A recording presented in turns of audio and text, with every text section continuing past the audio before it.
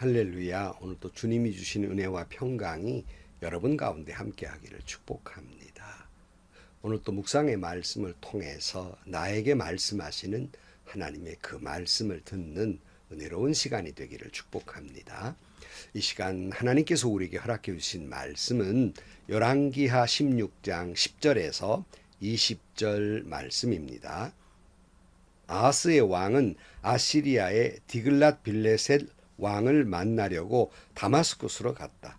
그는 그곳 다마스쿠스에 있는 제단을 보고 그 제단의 모형과 도본을 세밀하게 그려서 우리야 제사장에게 보냈다.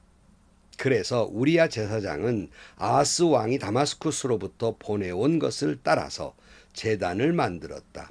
우리야 제사장은 아하스 왕이 다마스쿠스로부터 돌아오기 전에 제단 건축을 모두 완성하였다. 왕은 다마스쿠스부터 돌아와서 그 제단을 보고 제단으로 나가 그 위로 올라갔다. 그리고 거기에서 그가 직접 번제물과 곡식제물을 드리고 부어드리는 제물을 따르기도 하였다. 또 제단 위에 화목제물의 피도 뿌렸다. 그리고 그는 주님 앞에 놓여 있는 놋제단을 성전 앞에서 옮겼는데 새 제단과 주님의 성전 사이에 있는 놋제단을 새 제단 북쪽에 갖다 놓았다. 아하스 왕은 우리야 제사장에게 명령하였다. 아침 번제물과 저녁 곡식 예물, 왕의 번제물과 곡식 예물, 또 이 땅의 모든 백성의 번제물과 곡식 예물과 부어드리는 예물을 모두 이 큰 제단 위에서 드리도록 하고 번제물과 희생제물의 모든 피를 그 위에 뿌리시오. 그러나 그 놋제단은 내가 주님께 여쭈어 볼 때만 쓰겠소. 우리야 제사장은 아하스 왕이 명령한 대로 이행하였다. 아하스 왕은 대야의 놋새 테두리를 떼어버리고 놋대야를 그 자리에서 옮기고 또 놋새 소가 받치고 있는 놋새 바다를 뜯어내어 돌받침 위에 놓았다. 또 그는 아시리아 왕에게 경의를 표하려고 주님의 성전 안에 만들어 둔 왕의 안식일 전용 통로와 주님의 성전 바깥에 만든 전용 출입구를 모두 없애버렸다. 아하스가 한 나머지 모든 일은 유다왕 역대지략에 기록되어 있다. 아하스가 죽어 잠드니 그를 그의 조상과 함께 다윗성에 장사하였고 그의 아들 히스기야가 그의 뒤를 이어 왕이 되었다. 남유다 아하스가 왕으로 있을 때 북이스라엘과 암몬 즉 시리아가 동맹을 맺고 반아수르 세력을 구축을 합니다. 그래서 북쪽으로부터 내려오는 아수르를 이렇게 저항을 하고 있었습니다. 그러나 남쪽이 불안했어요. 남유다가 가만히 있어주면 좋겠는데 라는 생각에 그러면 앞뒤로 압축을 받거든요. 그러니까 남유다로부터 함께하기를 원했지만 남유다가 이를 따르지 않았습니다. 그러니까 동맹을 맺고 쳐들어온 거예요. 그러자 아하스가 그 위에 있는 아시리아 왕에게 구원을 요청합니다. 하나님께 구원을 요청해야 되는데 정책적으로 정치적으로 사람에게 구원을 요청하고 기다렸다는 듯이 이 아시리아의 왕이 쳐들어와서 암몬을 이제 다 점령하고 맙니다. 이쯤 되자 아하스는 얼마나 고마웠겠어요. 그러니까 이제 아시리아의 왕이 하란 대로 이제 따르게 되고 모든 흉내를 똑같이 내려고 애를 쓴 모습들이 오늘 본문에도 보이게 됩니다. 10절 말씀에 보면 아하스 왕은 아시리아의 디글랏 빌레셀 왕을 만나려고 다마스쿠스로 갔다. 그는 그곳 다마스쿠스에 있는 제단을 보고 그 제단의 모형과 도본을 세밀하게 그려서 우리야 제사장에게 보냈다. 그래서 우리야 제사장은 아하스 왕이 다마스쿠스로부터 보내온 것을 따라서 제단을 만들었다. 우리야 제사장은 아하스 왕이 다마스쿠스로부터 돌아오기 전에 제단 건축을 모두 완성하였다 그랬어요. 아하스가 아시리아 왕을 만나려고 다마스쿠스로 갑니다. 그때 보니까 아주 거창하고 의리의리한 제단이 보였던 거예요. 너무 좋게 보이니까 이걸 잘 그려가지고 이제 우리야 제사장에게 이걸 보냅니다. 뭐 건축하라는 말이 없었겠습니다만 아마 건축하라고 보냈겠지요. 그러니까 우리야 제사장은 왕이 돌아오기 전까지 이 제단을 잘 건축해서 완공합니다. 여기에 아하스가 이 다마스커스에 있는 제단의 모양을 본떠서 건축한 까닭이 뭘까? 물론 아마 아부하고 싶은 마음이었을 거예요. 내가 임금님을 따라서 이렇게 이 제단을 쌓습니다. 임금님처럼 제가 이렇게 제단에서 제사를 드립니다. 이건 아부성으로 아마 지었으리라고 생각이 됩니다. 또 한편 다른 한편으로 생각해 보면 문화라고 하는 건 언제나 시소처럼 한쪽으로 흐르게 돼 있어요. 요즘 K컬처, K문화가 유행하잖아요. 그래서 대거 한국 문화가 세계로 뻗어나가고 영향력을 표현하고 있는 것처럼 이제 아수르에게 그 영향력을 받게 됩니다. 아마 예루살렘에 있는 성전 제단보다 거기에 있는 제단이 더 멋스러워 보였던 것 같아요. 그가 멋있게 짓게 됩니다. 여러분, 왕은 뭘 모르니까 그렇다고 칩시다. 근데 여러분, 도대체 제사장이라고 하는 우리아는 뭘 하고 있는 겁니까? 하나님의 성전 뜻에 따라 지어놓은 그걸 그대로 유지해야 하지. 그래 멋있게 보인다고 어쩌자고 우상을 섬기는 제단과 같은 모양으로 그렇게 제단을 건축한단 말입니까? 그러니까 하나님의 문화 속에 세상 문화가 들어와 버린 거예요. 요즘 교회도 심각하게 생각해야 됩니다.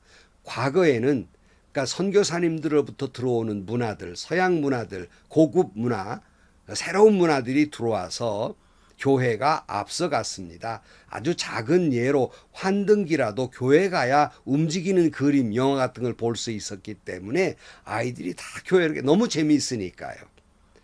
그러니까 교회가 문화를 주도하고 갔습니다. 근데 요즘은 거꾸로 흐르죠.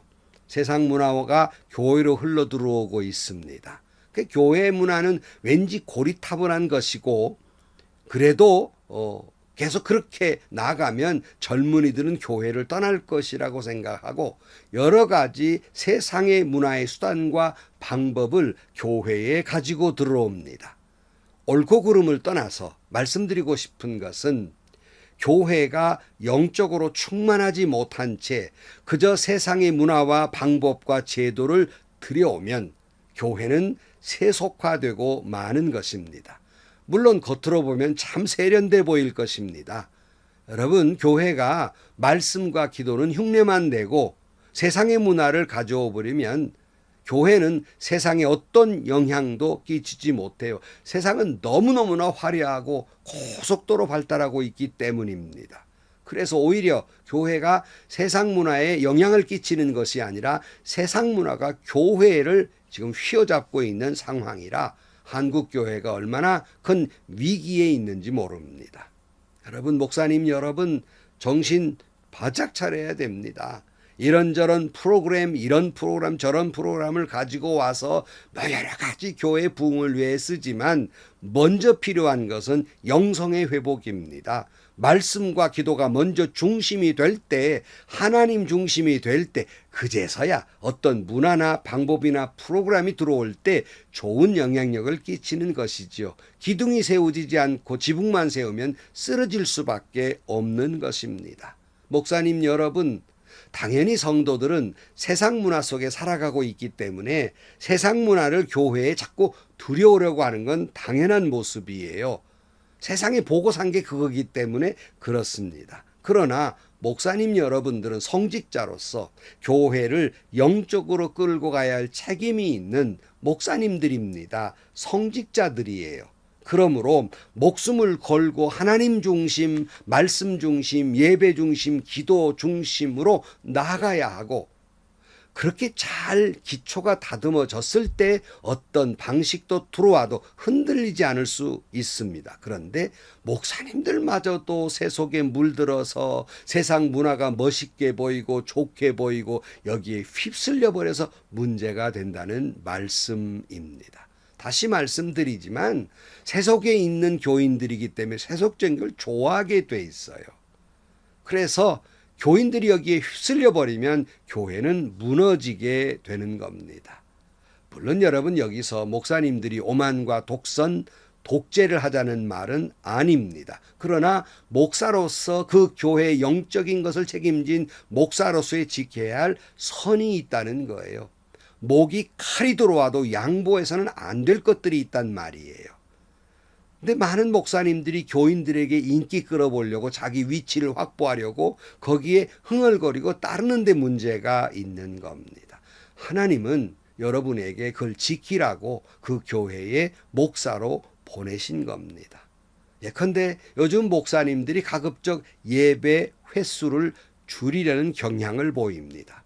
오후 예배나 수요 예배를 없애려고 해요. 이것이 대단히 현대적이고 요즘 젊은 사람들에게 맞는 거고 멋스러워 보이고, 어떤 교회는 그랬다고 그래요. 12월 24일 성탄절 전야가 주일날이었을 때 주일날 예배 드렸으니까 12월 25일 성탄절 예배를 약하고 지나가 버렸다는 말씀을 듣고, 글쎄요, 어떤 분은 그것이 맞다라고 할지 모르지만 저는 기절초풍할 것 같았습니다. 어떤 교회는 주일날 명절이니까 적당하게 한 번만 얼버무려 드리고, 명절이니까 오후 예배는 약하고, 이걸 밥 먹듯이 쉽게 생각하고 저질러 버립니다. 여름에는 너무 덥고 휴가철이니까 새벽 예배를 당분간 몇 개월간 약해버리든지, 또는 어떤 구역이나 목장 모임 이제 여름이나 겨울방학 끝날 때까지 방학을 하든지, 여러분 혹 이것이 멋스러워 보입니까? 세련돼 보입니까? 꾸역꾸역 목숨을 바쳐서 예배만은 지켜야 된다고 하는 목사는 고리타분한 목사로 보입니까? 요즘 젊은 세대를 이해 못하는 그런 목사로 보입니까? 목사가 예배 그렇게 한번 안 드려도 된다고 생각한다면 목사는 왜 존재하는 겁니까? 그러다가 성도들이 아이고 내가 몸이 안 좋고 형편이 안 좋아서 당분간 좀 방학할게요. 그리고 몇 년 뒤에 다시 나오겠습니다라고 말했을 때 여러분은 뭐라고 대답하시겠습니까? 오늘 한국교회가 위기를 맞고 있고 성도의 수가 줄어드는 것이 단순히 사회 현상이고 어떤 코로나 탓이라고 생각합니까? 그러면서도 교회가 주보에는 교인수나 불려보고하고 노회나 총회에 교인수 세례인수 불려보고 한다는 모습을 보면서 그 거짓의 죄를 어떻게 감당하려고 그러는 것입니까? 우리는 결코 이 아하스의 모습을 닮아서도 안 되고, 우리는 목회자들은 결코 우리아의 모습을 닮아서도 안 됩니다. 교회가 교회의 다움을 잃어버릴 때 맛을 잃은 소금처럼 사람들에게 밟히우고 웃음거리가 되고 말 것입니다.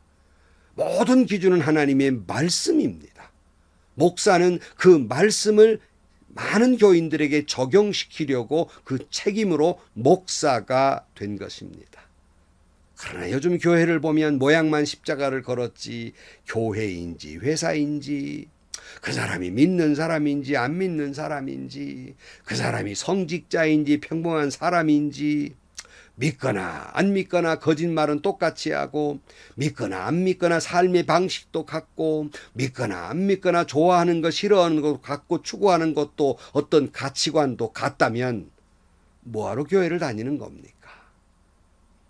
마태복음 5장 13절 말씀, 너희는 세상의 소금이니 소금이 만일 그 맛을 잃으면 무엇으로 짜게 하리요?